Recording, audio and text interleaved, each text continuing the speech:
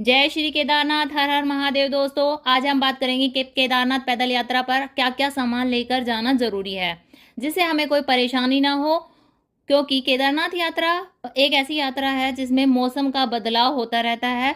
जैसे कभी तेज बारिश देखने को मिलती है, कभी तेज धूप और कभी हमें ओला और स्नोफॉल भी देखने को मिलती है। तो इस बीच आपको भारी बारिश का भी सामना करना पड़ सकता है। तो कोई परेशानी ना हो तो हमें क्या क्या तैयारी करके चलना है। केदारनाथ यात्रा करने से पहले हमारे मन में बहुत सारी कंफ्यूजन होती है। अगर यात्रा करने से पहले आपने सही तरीके से बैग पैकिंग नहीं किया तो आपको काफ़ी सारी परेशानी भुगतनी पड़ सकती है। अक्सर कोई ना कोई चीज़ छूट जाती है जिसे बाद में या फिर सोनप्रयाग पहुंचकर खरीदना पड़ता है। इससे होता है क्या है कि एक तो सामान भी महंगा मिलता है और क्वालिटी भी अच्छी नहीं मिलती, जिससे हमारा पैसा और समय दोनों बर्बाद होता है। वीडियो में आपको ये सारी सामान की जानकारी दी जाएगी, इसलिए वीडियो को पूरा देखिएगा बिना स्किप किए। और कमेंट में हर हर महादेव जरूर लिखिएगा। चैनल पर पहली बार आए हैं तो सब्सक्राइब करना मत भूलिएगा। महादेव की कृपा आप पर बनी रहे। हर हर महादेव। चलिए वीडियो को शुरू करते हैं। आपको जो जानकारी मिल रही है उसे आप एक नोटबुक में नोट करते चलिए, ताकि बैग पैकिंग के समय आपको बार बार वीडियो को देखना ना पड़े और जो भी सामान आपने पैक कर लिया है उसे टिक करते चलें। तो सबसे पहले आपको करवाना है अपना ऑनलाइन रजिस्ट्रेशन। जिस डेट का आपका ऑनलाइन रजिस्ट्रेशन आपको मिलता है, आपको उसी डेट के हिसाब से अपनी यात्रा शुरू करनी है। बिना रजिस्ट्रेशन के आप यात्रा नहीं कर सकते। उत्तराखंड सरकार ने आजकल बहुत सारे नियम चेंज कर दिए हैं चारधाम यात्रा को लेकर, भीड़ को कंट्रोल करने के लिए और व्यवस्था बनी रहे, इसीलिए समय समय पर नियमों में चेंज होता रहता है। तो आप जब भी यात्रा के लिए निकले तो लेटेस्ट जानकारी लेकर निकले। ऑनलाइन रजिस्ट्रेशन का पीडीएफ आपको अपने मोबाइल में रखना है और या फिर आप उसकी फोटोकॉपी लेकर भी अपने साथ रख सकते हैं। आप डायरेक्ट हरिद्वार और ऋषिकेश से भी आप रजिस्ट्रेशन करवा सकते हैं, लेकिन आजकल बहुत ज़्यादा भीड़ है।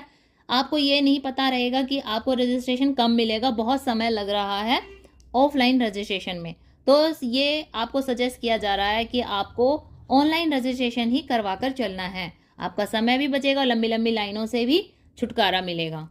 दूसरी बात करते हैं कपड़ों को लेकर। आपको कौन कौन से कपड़े रखने हैं। आप किसी भी टाइम मई या फिर जून, सितंबर, अक्टूबर तक 6 महीने बाबा केदारनाथ के दर्शन होते हैं। आप किसी भी टाइम जाओगे तो आपको बाबा केदारनाथ में कड़ाके की ठंड देखने को मिलती है, जिसे आप सहन नहीं कर पाओगे। तो आपको अपने साथ एक विंटर जैकेट जरूर रखनी है। रास्ते में आपको गर्मी महसूस होगी तो ये नहीं सोचे कि आपको ऊपर भी गर्मी ही मिलेगी। केदारनाथ बाबा में पूरे 6 महीने कड़ाके की ठंड देखने को मिलती है। कई बार माइनस में भी टेम्परेचर चला जाता है, जैसा कि आजकल जून के महीने में -4 तक का टेम्परेचर देखा जा रहा है। इसीलिए आपको बार बार बोला जा रहा है कि विंटर को ध्यान में रखते हुए गर्म कपड़े जरूर लेकर जाएं। एक वार्मर अपने साथ लेकर जाए, आप पहन कर भी जा सकते हैं इसे। पैदल यात्रा करते समय आप जींस बिल्कुल ना पहने, इसकी जगह आप पैंट या फिर कंफर्टेबल लोअर पहन सकते हैं, क्योंकि 20 से 22 किलोमीटर की पैदल यात्रा आपको करनी होती है। इसके अलावा आप ग्लव्स, विंटर कैप, गर्म सॉक्स जरूर रखें अपने साथ। एक एक्स्ट्रा जोड़ा भी रख सकते हैं, क्योंकि गौरीकुंड से केदारनाथ तक आपको बारिश का सामना करना पड़ता है, आपके कपड़े भीग जाते हैं और आपको एक्स्ट्रा सॉक्स और एक्स्ट्रा कपड़ों की भी ज़रूरत पड़ सकती है। बारिश के बचाव के लिए आपको बढ़िया से बढ़िया रेन कोट घर से ही लेके चलना है। वहाँ जो रेन कोट मिलता है बहुत ही पतली क्वालिटी में होता है, तो अच्छी क्वालिटी का रेन कोट लेके चले ताकि आपका सारा सामान सुरक्षित रहे। अब बात करते हैं कि शूज़ की, जिससे आप ट्रैक करोगे। वैसे तो आप कोई भी शूज़ पहन कर जा सकते हो, जैसे स्पोर्ट शूज़ या फिर ट्रैकिंग शूज़, लेकिन आपको सजेस्ट किया जाएगा कि आप ट्रैकिंग शूज़ ही पहन के जाए, वो भी वाटर प्रूफ वाले, क्योंकि रास्ते में आपको बारिश का सामना करना पड़ सकता है। आपके शूज़ गीले हो जाएंगे, फिर आपको चलने में परेशानी होगी। और हाँ दोस्तों, कृपा करके आप हिल वाले शूज़ या फिर फैंसी शूज़ ना पहन कर जाएं। बच्चों को साथ में लेके जा रहे हो तो उनको भी आप नॉर्मल स्पोर्ट शूज़ पहना के ले जाएं। मैं आपको सजेस्ट करूंगी दोस्तों कि जितना हो सके आपको ऐसे शूज़ का चुनाव करना है जो बारिश में फिसले ना, रास्ते पर चलते हुए अच्छी उनकी नीचे से ग्रिप हो, क्योंकि बारिश होती है, रास्ते भी उबड़ खाबड़ है और अक्सर देखा गया है शूज़ आप फैंसी पहन के चले जाते हो वो फिसलते रहते हैं, बच्चों को भी बहुत सारी परेशानी होती है। तो आपको ऐसे शूज़ पहनने हैं जिससे आप अच्छे से ट्रैक कर सके और गीले ना हो।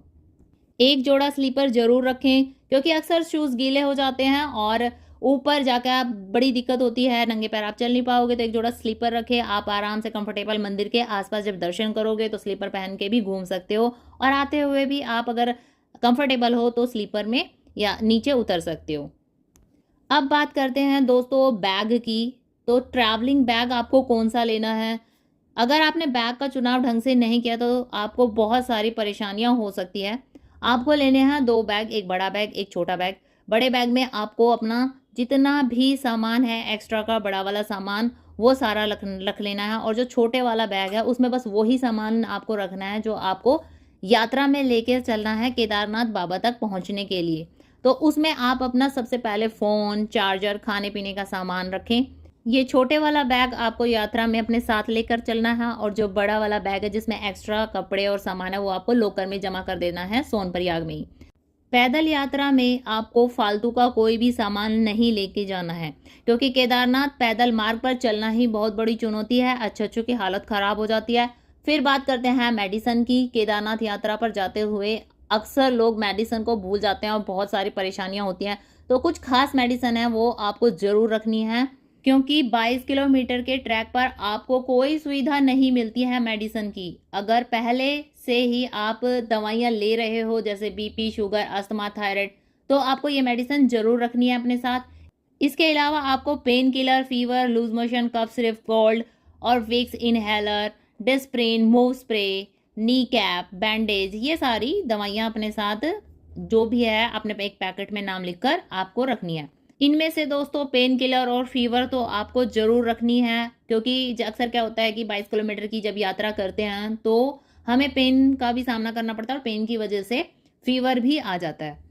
इसके अलावा आप ऑक्सीजन जब लेवल कम होता है उसके लिए कपूर रख सकते हैं, और कुछ चीज़ें और हैं इस एडिशनल जो आप इनमें से रख सकते हो अपने साथ, जैसे फेस वॉश है, Vaseline, Boroplus, moisturiser, cream, sunscreen, hand wash और हेयर ऑयल, सोप, टूथपेस्ट और स्मॉल टॉवल। इसके साथ साथ आपको इलेक्ट्रॉन, ग्लूकोन डी, ओआरएस भी रख सकते हो। अगर आप पैदल ट्रैक कर रहे हो तो धीरे धीरे आपको रुकते हुए ट्रैक को करना है, और ट्रैक सुबह जल्दी शुरू कर देना है।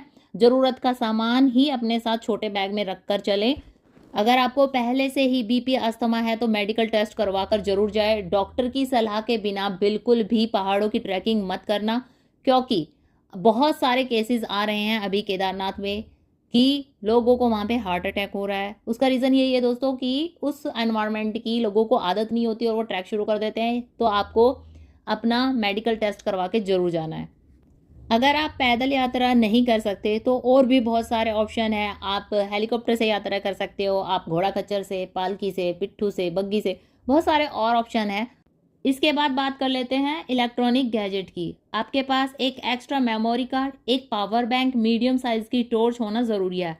आप जहाँ भी रुके वहाँ पर लाइट कभी भी जा सकती है, और रास्ते में भी आपका फ़ोन की बैटरी ख़त्म हो सकती है, क्योंकि ठंडे मौसम में अक्सर बैटरी जल्दी ख़त्म होती है। तो इसलिए आपके पास एक पावर बैंक होना बहुत ज़रूरी है। एक चार्जर भी अपने साथ ज़रूर लेकर जाएं। जब भी आप पैदल यात्रा शुरू करें तो सोनप्रयाग से एक स्टिक ज़रूर ले लें। 30-40 रुपए में आपको वहाँ मिल जाएगी। पैदल यात्रा करते समय पानी की बहुत प्यास लगती है, तो आपको एक पानी की बोतल ज़रूर रखनी है।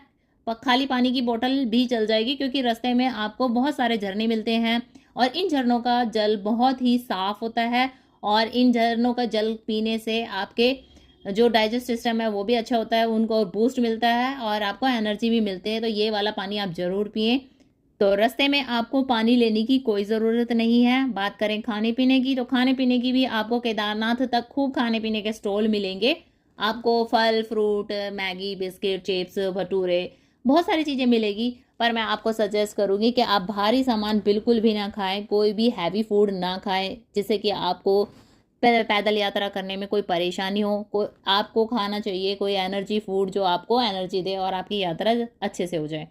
इसके लिए आप फ्रूट खा सकते हो, अपने साथ ड्राई फ्रूट रख सकते हो। और हाँ, गुड़ काफ़ी अच्छा हेल्प करता है दोस्तों एनर्जीज में, तो आप गुड़ रखोगे, थोड़ा सा बीच बीच में थोड़ा थोड़ा गुड़ खा सकते हो।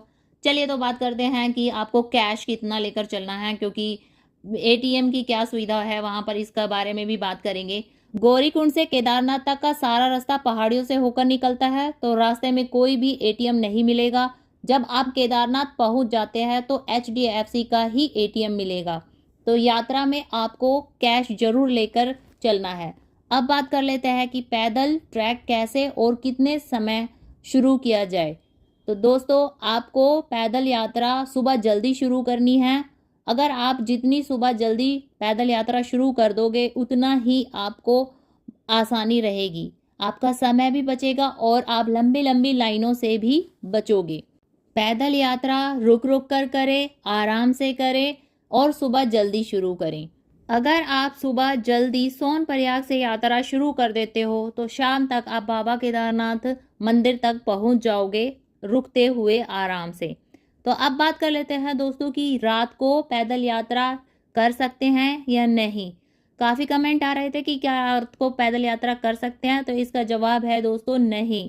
रात को पैदल यात्रा नहीं कर सकते। गौरीकुंड से बैरिकेटर लगा दिए जाते हैं, तो ऊपर आपको यात्रा के लिए नहीं जाने दिया जाता।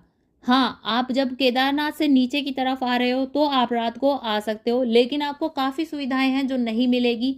जैसे गौरीकुंड से सोनप्रयाग आने के लिए जो जीप मिलती है वो बस 9 या 10 बजे तक चलती है, तो आपको वो जीप की सुविधा भी नहीं मिलेगी। अगर आप पहली बार यात्रा कर रहे हैं तो बहुत सारे डिटेल वीडियो मैंने अपने चैनल पर डाल रखी है, तो प्लीज़ जाकर ज़रूर देखें और वीडियो को लाइक शेयर कमेंट ज़रूर करें। अगर आपको वीडियो पसंद आई है तो लाइक करना बिल्कुल ना भूलें। तो मिलते हैं दोस्तों आपको किसी और जानकारी के साथ। हर हर महादेव, जय श्री केदार।